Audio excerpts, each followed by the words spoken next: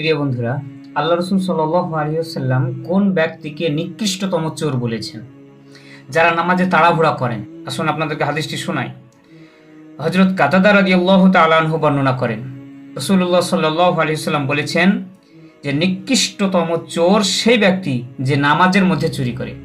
আল্লাহ রসুল যখন এই কথা বললেন, তো সাহাবারা বললেন, ইয়া রাসূলুল্লাহ, নিকৃষ্টতম চোর নামাজের মধ্যে চুরি করে, নামাজের মধ্যে কিভাবে চুরি করা হয়? তো আল্লাহ রসুল সাল্লাল্লাহু আলাইহি ওয়াসাল্লাম সাহাবাদের এই প্রশ্নের উত্তরে বললেন যে ব্যক্তি নামাজের মধ্যে রুকু কিংবা সেজদা এগুলো সঠিকভাবে আদায় করে না, উত্তম রূপে আদায় করে না, এরা হচ্ছে নামাজের মধ্যে চুরি করে।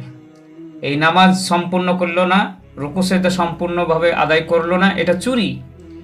তো আমরা তাড়াহুড়া করে নামাজ পড়ি, কিভাবে তাড়াতাড়ি শেষ করা যায়, এতে করে আমাদের নামাজ সম্পূর্ণ হয় না।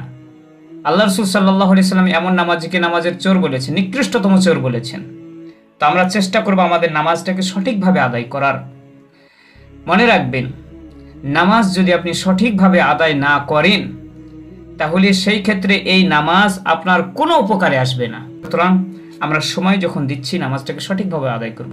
অনেকে আছি শুধু উঠে আর বসি, ঠক্কর মারি, এরকম নয়। নামাজ ধীর সুস্থে আদায় করতে হয়। আল্লাহ তাবারক তাআলা আমাদের সকলকে নামাজের মধ্যে খুশু খুজুর সাথে আদায় করার তৌফিক দান করুক। আল্লাহ রাসূল সাল্লাল্লাহু আলাইহি ওয়াসাল্লাম বলেছেন, নামাজের মধ্যে সর্বপ্রথম খুশু খুজু উঠে নেওয়া হবে। ধীর সুস্থভাবে আদায়কারী, নামাজ আদায়কারী এরকম মুসল্লি পাওয়াই যাবে না। তা আমরা বর্তমান সময়ে দেখছি প্রায় এরকমই হয়ে গেছে। তো আমরা চেষ্টা করব নামাজটাকে ধীর সুস্থভাবে আদায় করার। আল্লাহ তাবারক তাআলা আমাদের তৌফিক দান করেন। আল্লাহুম্মা আমিন।